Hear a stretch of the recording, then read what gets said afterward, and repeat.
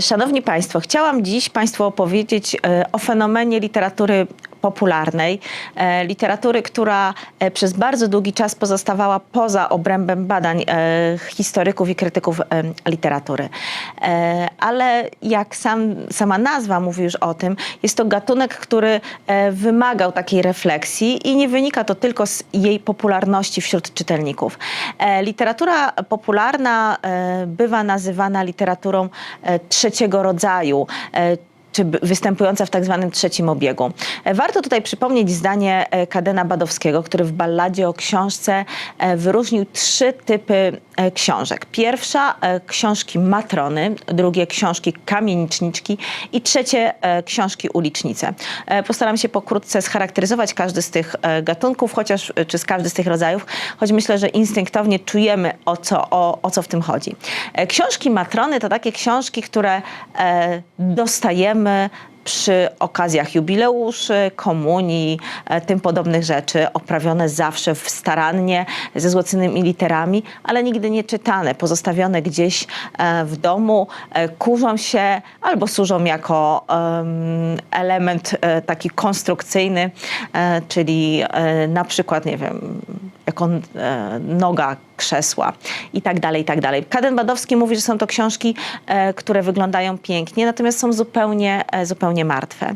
Drugi rodzaj literatury, literatura kamieniczniczka, która wygląda jak taka właśnie kamienica, która jest zaludniona, ale te książki będą się już różniły. To będą wydania Sienkiewicza, Żeromskiego, Orzeszkowej w płóciennych oprawach, wyblakniętych, ale trochę takie przesuwane z jednego miejsca w drugi, noszące ślady czytania, ale też nie są to książki, do których chętnie wracamy. On powołuje się na taki przykład, że to jest jak taki majątek po ojcu, taka scheda, z którą nikt nie bardzo wie, co ma zrobić. I w końcu ląduje regał z tymi książkami gdzieś obok regału kuchennego, właśnie nie w salonie, nie w bibliotece, a w kuchni. I do tych książek też już nikt nie będzie zaglądał. Ale kiedyś były czytane. I trzeci rodzaj to literatura czy książka ulicznica, która, jak mówi Kaden Badowski, rodzi się z niczego, która krzyczy kolorową okładką, która jest napisana, która jest wydawana masowo, ale na bardzo słabym papierze, z niewielką troską o stronę edytorską tych tekstów, ale jest czytana wszędzie. Jest czytana przez kucharki, jest czytana w sklepach, jest czytana gdzieś tam na kuchennych schodach, jest czytana przez panny, przez kawalerów, często w ukryciu. I to właśnie ta literatura jest żywa. I o tym mówi Kaden Badowski. Różnica między literaturą ulicznicą a literaturą matroną jest ogromna, jeżeli chodzi o jakość wydania, ale przede wszystkim jeżeli chodzi o czytanie. I Kaden Badowski mówi, ta trzecia jest literaturą żywą. No i właśnie ten trzeci typ, ta literatura ulicznica, czy książka ulicznica, jest właśnie literaturą popularną. Czy możemy powiedzieć, że w tej chwili określamy ją tym mianem literatury popularnej? Więc spróbujmy odpowiedzieć na pytanie, na czym polega fenomen literatury popularnej. Wystarczy, żebym podała Państwu kilka nazwisk, a już od razu będziemy wszyscy wiedzieć, o czym mowa. Czyli na przykład Helena Mniszkówna, czyli na przykład Tadeusz Dołęga-Mostowicz, czy chociażby Andrzej Sapkowski. To są nazwiska, ja wiem, że może na pozór wydają się one mało ze sobą związane, ale zaraz postaram się wytłumaczyć, o co chodzi w fenomenie literatury popularnej. Proszę sobie wyobrazić, że rozkwit tej literatury datuje się w zasadzie od początku XIX wieku, ale nasilenie popularności i funkcjonalności tej literatury to jest tak naprawdę po zakończeniu I wojny światowej. Tutaj mówię o polskich warunkach oczywiście. I jak zapewne wiecie Państwo, stopień analfabetyzmu po zakończeniu I wojny światowej okazał się na tyle duży, że jedną z pierwszych ustaw, jakie podjął rząd niepodległego państwa, było właśnie wprowadzenie obowiązku powszechnej edukacji. No ale jak nauczyć ludzi czytać, jak sprawić, żeby chętnie sięgali po książki? I jednym ze sposobów na to było właśnie zainteresowanie ich czytaniem książek drukowanych w odcinkach. To też nie była nowa praktyka, bo w zasadzie wszystkie wielkie dzieła literatury drugiej połowy XIX wieku, czyli na przykład literatury pozytywizmu, one także były drukowane w odcinkach, ale miały zupełnie inny charakter. Tutaj wydawcy postawili na to, aby czytelnika przyciągnąć do tekstu literackiego fabułą, która go zainteresuje, czyli fabułą sensacyjną, czyli fabułą z rozbudowanym wątkiem romansowym i także z takim dosyć śmiało wprowadzonym wątkiem erotycznym. Ale zacznijmy od początku. Pierwszą taką powieścią, która zwróciła uwagę czytelników i stała się absolutnym bestsellerem, była Trędowata Heleny Mniszkówny. Powieść wydana w 1909 roku i proszę sobie wyobrazić, że do wybuchu II wojny światowej ta powieść była wznawiana 19 razy. To był ogromny sukces komercyjny i jednocześnie tekst fatalnie przyjęty przez krytyków. Są źródła, które wskazują, że powieść tę czytał Bolesław Prus i wypowiedział się o niej dosyć pozytywnie.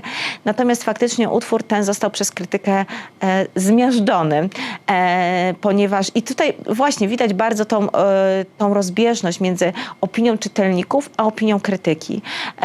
W tej chwili mówi się o Mniszkównie, czy jakby przywołuje się te zdania, które mówiono o niej w czasie wydania, zaraz po wydaniu tej powieści, że autorka powieści Trędowata sama jest trędowatą, jeżeli chodzi o odbiór jej osoby i jej twórczości przez krytykę literacką. Powieść, jak Państwo pewnie doskonale wiecie, bo nie tylko wielokrotnie wznawiana właśnie w okresie międzywojennym, ale także powojennym, po takim krótkim czasie, kiedy była zakazana w latach 50. Powieści Heleny Mniszkówny i kolejnego autora, o którym będę Państwu mówiła, trafiły na taki indeks powieści źle widzianych przez władzę. Ona po wojnie także była wielokrotnie wznawiana, ale także w międzywojniu pojawiły się już dwie ekranizacje tej powieści. No i oczywiście słynna ekranizacja z lat 70. XX wieku. Dlatego myślę, że nie ma sensu, abym opowiadała o fabule. Natomiast chciałabym zwrócić uwagę na pewną powtarzalność elementów, które sprawiają, że czytelnicy chętnie sięgają po takie teksty. Teksty, które są dosyć łatwe w odbiorze, to znaczy język nie jest wyszukany, nie jest nadmiernie metaforyczny, jest dostosowany do odbiorcy, takiego przeciętnego, niezbyt wykształconego człowieka, który nie jest obyty literacko, który dopiero wyrabia się czytelniczo. Mamy historię romansu. Akurat ta powieść nie kończy się, jak zapewne wiecie Państwo, happy endem, natomiast nie przeszkadza to w rozbudowanym wątku romansowym, który ta miłość napotyka na wiele różnego rodzaju kłopotów zewnętrznych, wewnętrznych. No i w końcu, kiedy ma dojść do spełnienia tej miłości, no kończy się ten romans fatalnie. Natomiast jest to utwór, który kumuluje w sobie tak wiele elementów, które interesują czytelnika, czyli miłość, czyli źli ludzie, którzy stają na przeszkodzie do jej spełnienia. Mamy także obraz życia wyższych sfer, co także dla tych czytelników, którzy bardzo często rekrutowali się z biedniejszych warstw ludności, było bardzo interesujące. I jeżeli przyjrzymy się tym utworom, które zyskiwały wówczas popularność, okaże się, że bardzo wiele z nich realizowało podobny schemat. Ale wróćmy chwilę do literatury wcześniejszych epok i przypomnijmy sobie chociażby konstrukcję powieści sienkiewiczowskich. One też powtarzały pewien schemat i też w odróżnieniu od wielu innych także wybitnych pisarzy epoki pozytywizmu, to właśnie Sienkiewicz stał się tym pisarzem, który zawładnął wyobraźnią sobie współczesnych. I tak samo powielając pewne schematy atrakcyjne dla czytelnika, budowali swoją pozycję wśród czytelników, bo nie wśród krytyków, kolejni autorzy rekrutujący czy wpisujący się w ten schemat tworzenia literatury popularnej. Drugim pisarzem, o którym chciałam Państwu opowiedzieć, to jest Tadeusz Dołęga-Mostowicz, autor wielu powieści, ale o dwóch szczególnie chciałabym tutaj przypomnieć, czyli o Znachorze z 1937 roku, no i o karierze Nikodema Dyzmy, czyli powieści pisanej na przełomie roku 31 i 32. Oba te utwory znowu okazały się czytelniczym sukcesem. Wiadomo też, że za tym czytelniczym sukcesem szedł oczywiście także sukces komercyjny, natomiast ta literatura nie miała jeszcze takiego charakteru komercyjnego, to znaczy czymś innym będą te powieści powstające w dwudziestoleciu międzywojennym, a czym innym chociażby utwory Sapkowskiego. I teraz znowu, jeżeli chodzi o te utwory Dołęgi-Mostowicza, to mamy schematy fabularne zupełnie już inne, to znaczy nie będzie tutaj podstawą wątek romansowy, ale pewna sytuacja, chociażby sytuacja polityczna, widać to wyraźnie w karierze Nikodema Dyzmy, powieści dosyć ryzykownej, bo jednak pokazującej nie do końca różowy obraz polityki czy państwa tuż po odzyskaniu niepodległości. No, mamy historię człowieka takiego z nizin. W zasadzie można by powiedzieć, że jest to troszeczkę taki realizacja amerykańskiego mitu od Pucybuta do milionera. Natomiast warto zwrócić uwagę, i na to zwracali uwagę krytycy, że to tak naprawdę nie sam Dyzma pokonuje tę drogę, ale karierę umożliwia mu społeczeństwo, które no, daje się zmanipulować, nabrać, ulega pewnej magii tego silnego człowieka. Powieść także została zekranizowana z rewelacyjną rolą Romana Wilhelmiego. Myślę, że to też jest, no i to oczywiście to także przyczyniło się do popularności tego tekstu. Historia, która także była wielokrotnie wznawiana. To jest Czyli Znachor, powieść opublikowana w roku 1937, więc tak naprawdę już tuż przed wybuchem II wojny światowej. Natomiast ten utwór także stał się z miejsca bestsellerem. Historia nie do końca taka typowa, to znaczy nie do końca realizująca ten schemat powieści popularnej, bo jednak mająca dosyć taką zawikłaną zagadkę, też nieszczęśliwy zbieg okoliczności, ale ta kończy się happy endem. I tutaj znowu Dołęga-Mostowicz pokazał, jak funkcjonuje społeczeństwo, to ogromne rozwarstwienie, czyli w odróżnieniu troszeczkę od tych tekstów mniszkówny, utwory Dołęgi-Mostowicza, one jednak poruszały problemy społeczne i tutaj pod tym względem także no, bywały dosyć kontrowersyjne, do tego stopnia, że sam autor został pobity przez sympatyków obozu Piłsudskiego.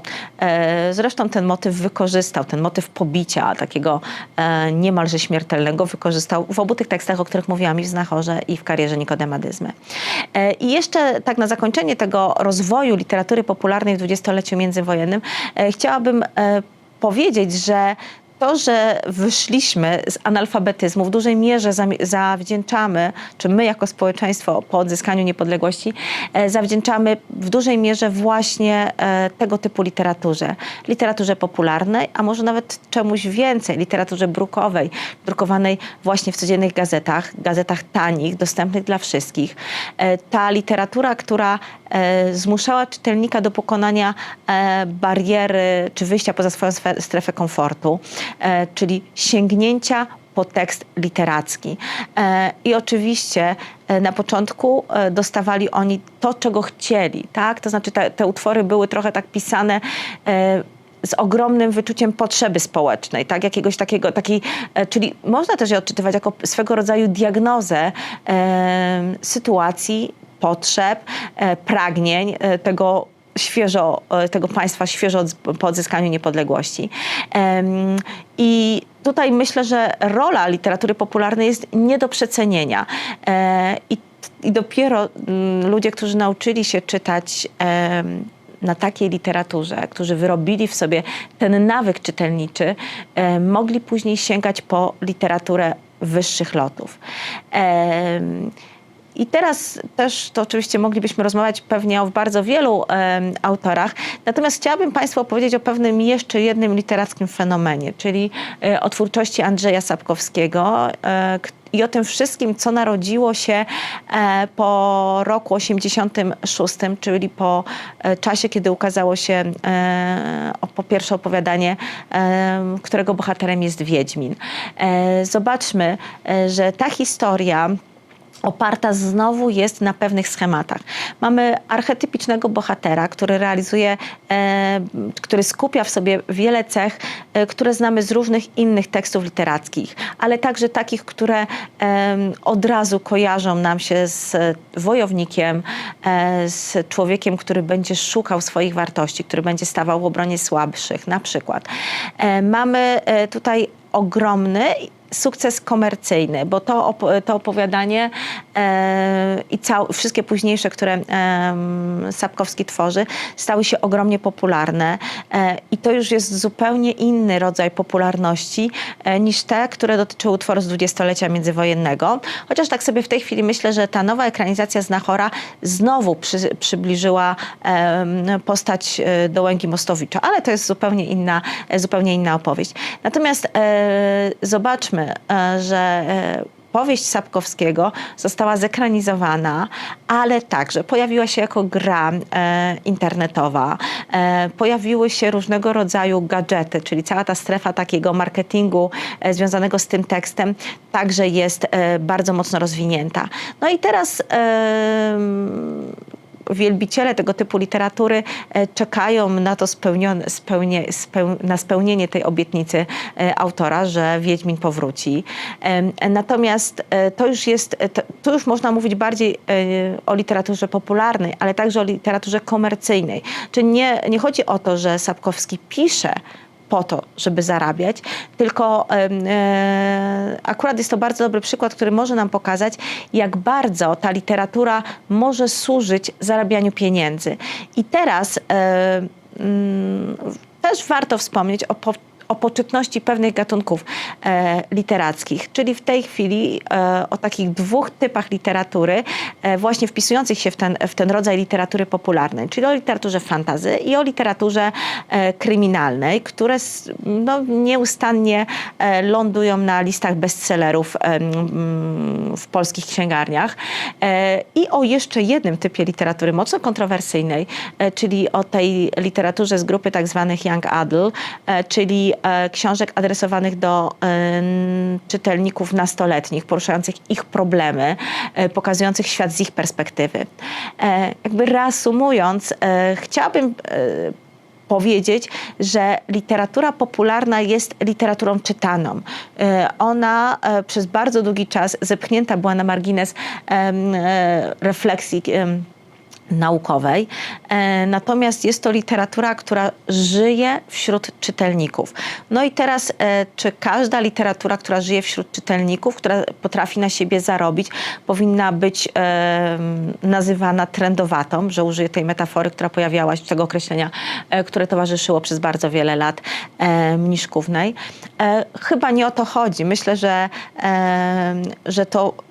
że to właśnie nie schlebianie gustom czytelników, ale wyczucie ich potrzeb, stworzenie czegoś, co będzie odpowiedzią na ich marzenia, na ich lęki, na ich pragnienia, że to wszystko gwarantuje sukces czytelniczy, co nie zawsze niestety spotyka się też z taką akceptacją znawców literatury. Ale dajmy sobie prawo do tego, żebyśmy czytali to, co chcemy, a nie to, co wypada i że każdy powinien mieć w domu i te książki Matrony, i te książki Kamieniczniczki i najlepiej, żeby i jedne i drugie były przeczytane, ale pewnie najchętniej będziemy sięgali po to, co Kaden-Wadowski nazwał powieścią ulicznicą.